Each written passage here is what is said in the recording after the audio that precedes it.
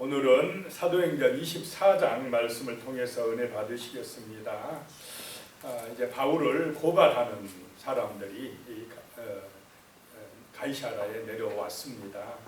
어제 말씀에서 유대인들이 한 40여 명이 바울을 죽이기 전에는 먹지도 않고 마시지도 않겠다라고 하는 그런 사람들이 있어가지고 바울의 조카를 통해서 알게 되어서 천부장이 비밀리에 밤에 바울을 예루살렘에서 가이사라, 총독이 있는 가이사라로 호송했다 그랬습니다. 이제 1절에 보면 닷새 후에 대제사장 아나니아가 어떤 장로들과 한 변호사 더둘로와 함께 내려와서 총독 앞에서 바울을 고발합니다. 닷새 후에 예루살렘에서 대제사장과 몇 사람이 내려와서 총독 앞에서 바울을 고발하고 있습니다. 2절에 보니까 바울을 부르매 더둘로가 고발하여 이르되, 이 더둘로가 1절에 보면 누구라고, 어떤 사람이라고 말씀합니까? 변호사다라고 하는 것입니다. 그럼 말 잘하겠습니까? 안 하겠습니까? 말 잘하는 변호사, 똑똑한 사람이다라고 하는 것입니다. 더군다나 그 당시 유대의 종교 권력의 최고 책임자인 대제사장이 발탁한 사람이니까 얼마나 똑똑한 사람이겠습니까? 그래서 이 더둘로란 말의 뜻은 웅변가, 탁월한 사람, 변호사 이런 뜻입니다. 굉장히 유능한 변호사가 지금 바울을 고발하기 위해서 같이 내려왔다라고 하는 것입니다. 3절입니다. 보면 벨릭스 각하여 우리가 당신을 힘입어 태평을 누리고 또 이 민족이 당신의 성견으로 말미암아 여러 가지로 개선된 것을 우리가 어느 모양으로나 어느 곳에서나 크게 감사하나이다. 아부 잘합니까? 안 합니까? 참 말 잘하고 있습니다. 이 벨릭스 총독이요, 좋은 사람이 아닙니다. 이 사람 때문에 유대인들이 엄청나게 힘든 상황입니다. 그런데 바울을 고발해야 되기 때문에 아주 그냥 미화시켜서 말을 잘하고 있습니다. 우리가 당신을 힘입어 태평을 누리고, 이 총독에 힘입어 태평을 누렸겠습니까? 이렇게 말하면 됩니까? 유대인이 하나님의 은혜로 태평을 누리고 이렇게 말하면 참 좋을 텐데, 지금 권력 앞에서 바울을 고발하기 위해서 말을 아주 유창하게 하고 있습니다. 우리 민족이 당신의 성견으로 말미암아 여러 가지 개선됐답니다. 실제로 개선된 게 없습니다. 나중에요, 얼마나 유대인들이 힘들었던지 로마 황제에게 탄원해가지고 결국 이 벨릭스가 소환당해서 로마로 가게 되는 그런 일이 발생합니다. 그런데도 여기서 지금 이 더둘로라는 사람 얼마나 말을 잘하는지 아주 그냥 벨릭스를 뛰어난 정치가로 이렇게 높이고 있습니다. 그리고 어느 곳에서나 우리가 어느 모양으로나 크게 감사하나이다. 실제로는 그렇지 않은데 아주 아부를 잘하고 있습니다. 4절에 당신을 더 괴롭게 아니하려 하여 우리가 대강 여짜옵나니 관용하여 들으시기를 원하나이다 하고는 5절부터 이제 본격적으로 누구를 고발합니까? 바울을 고발합니다. 5절에 보면 우리가 보니 이 사람은 전염병 같은 자라 천하에 흩어진 유대인을 다 소요하게 하는 자요, 나사렛 이단의 우두머리라. 이 사람은 전염병 같은 자라. 자, 이 복음을 든 사람은 세상을 어떻게 해야 되느냐? 전염시키는 줄로 믿습니다. 복음으로 전염시켜버립니다. 그러면 예수 믿는 사람이 세상 사람에게 복음으로, 말씀으로 전염 안 시키면, 가만히 있으면 우리가 세상이 어떻게 돼버립니까? 전염돼버린다. 그래서 영적 전쟁입니다. 세상을 하나님의 나라로 복음을 들고 가서 전염시킬 것인가, 아니면 세속화의 물결이 교회로 들어와서 우리를 그냥 전염시킬 것인가 하는 영적 싸움을 우리가 하고 있는 것입니다. 바울은 오직 예수 그리스도가 구원자다라고 하는 이 복음을 가지고 가는 데마다 사람들을 전염시킨 사람이었다라고 하는 것입니다. 고발하는 제목이 세 가지가 나오는데요. 첫 번째, 유대인을 다 소요하게 하는 자요. 소란죄로 벌고 있습니다. 첫 번째가 소란죄. 어디를 가든지 소동을 일으키게 한다는 것입니다. 그 다음에 나사렛 이단의 우두머리라, 두 번째 죄. 연구를 많이 해왔습니다. 그런데 실제로 바울이 우두머리입니까? 사도들이, 다른 사도들이, 중심적인 사도들이 얼마나 많았습니까? 근데 바울을 죽여야 되기 때문에 지금 바울을 우두머리다 이렇게 또 공격하고 있습니다. 고발하고 있습니다. 6절에 그가 또 성전을 더럽게 하려 함으로 우리가 잡아싸우니 세 번째 죄가 성전을 더럽게 하였다라고 합니다. 바울이 그런 적이 없는데 이제 바울을 고발하려고 이렇게 세 가지 제목을 가지고 와서 아주 유창하게 총독에게 고발하고 있습니다. 8절로 가면요. 당신이 친히 그를 신문하시면 우리가 고발하는 이 모든 일을 아실 수 있나이다 하니 9절에 유대인들도 이에 참가하여 이 말이 옳다 주장하니라. 옆에 이제 유대인들이 더둘로의 그 고발에 대해서 동조를 하고 있습니다. 10절입니다. 총독이 바울에게 머리로 표시하여 말하라 하니 그가 대답하되 당신이 여러 해 전부터 이 민족의 재판장 된 것을 내가 알고 내 사건에 대하여 기꺼이 변명하나이다. 자, 지금 대제사장이라는 종교 권력과 그 변호사들과 정치 권력 벨릭스, 로마의 벨릭스 총독 앞에서 바울은 오직 같이 섰습니까? 홀로 섰습니까? 홀로 서 있습니다. 이축될 수밖에 없는 처지입니다. 법정에 서는데 자기 혼자 선다고 보시기 바랍니다. 변호사 한 명 없이 두렵고 떨릴 수가 있습니다. 벨릭스 총독이 머리로 흔들면서 머리로 이렇게 말해라 이 말입니다. 말로도 안 하고 얼마나 교만합니까? 바울을 무시하고 있습니까? 그런데도 이 바울이 당당하게 말씀을 전할 수 있는 것은 하나님을 의지하고 있기 때문인 줄로 믿으시기 바랍니다. 전혀 꿀리지 않습니다. 당신이 여러 해 전부터 이 민족의 재판장 된 것을 내가 알고 내 사건에 대해 기꺼이 변명하겠습니다 라고 합니다. 11절에 당신이 아실 수 있는 바와 같이 내가 예루살렘에 예배하러 올라간 지 열 이틀밖에 안 되었고, 자, 바울은 아부합니까? 사실대로만 말합니까?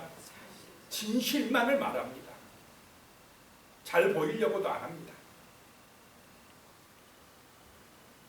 내가 지금 예루살렘에 올라온 지 열 이틀밖에 안 되었습니다.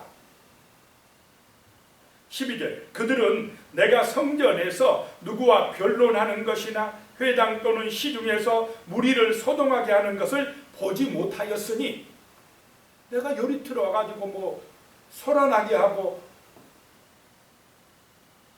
성전에서 누구와 변론한 적이 없는데 보지도 않았으면서 이렇게 저를 소란죄로 고발하고 있습니다 라고 이야기하고 있습니다. 13절 이제 나를 고발하는 모든 일에 대하여 그들이 능히 당신 앞에서 내세울 것이 없나이다. 사실이 아닙니다. 증인도 없습니다 라고 하는 것입니다. 14절 그러나 이것을 당신께 고백하리이다. 나는 그들이 이단이라 하는 도를 따라 조상의 하나님을 섬기고 율법과 선지자들의 글에 기록된 것을 다 믿으며.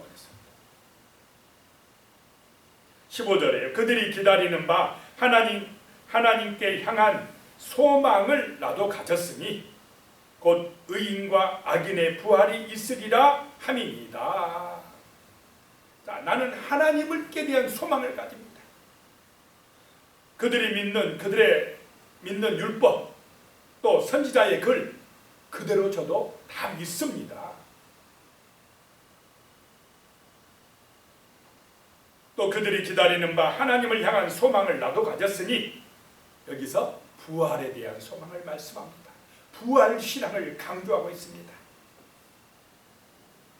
곧 의인과 악인의 부활이 있으리라 함이니이다.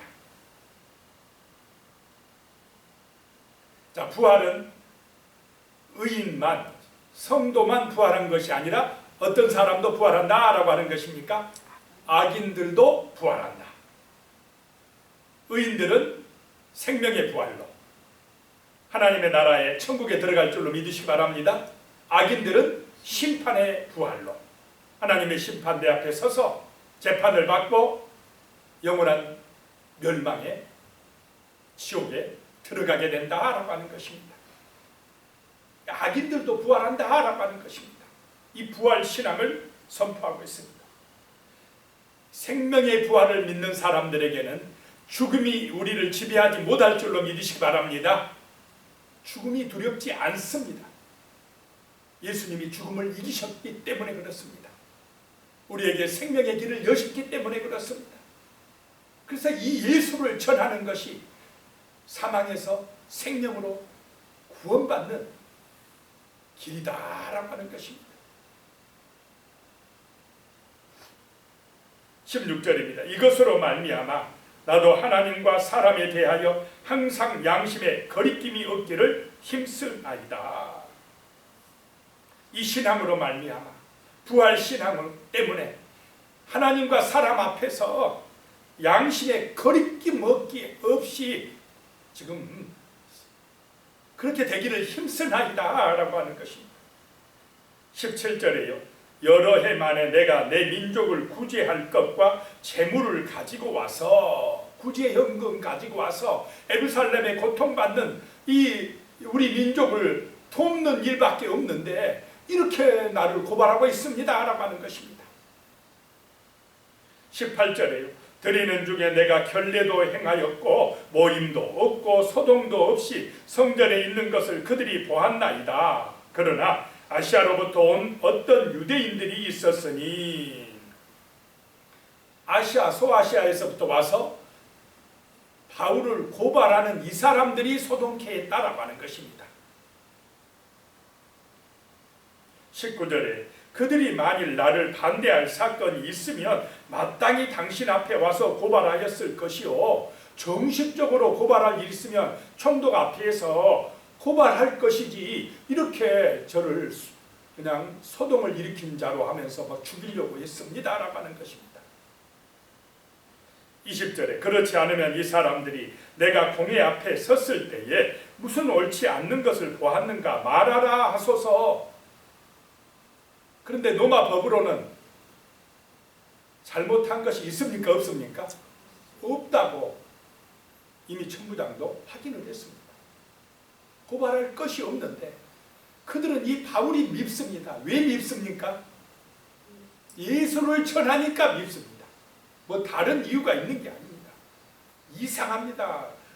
복음을 전하고 예수가 그리스도입니다. 예수가 구원자입니다 하니까 유대인들이 그게 듣기 싫은 것입니다. 21절에 오직 내가 그들 가운데 서서 외치기를 내가 죽은 자의 부활에 대하여 오늘 너희 앞에 신문을 받는다고 한 이 한 소리만 있을 따름입니다. 예수의 부활, 예수 믿는 사람이 부활한다고 말한 이것 때문에 내가 오늘 이렇게 고발을 당하고 있습니다 라고 변호합니다.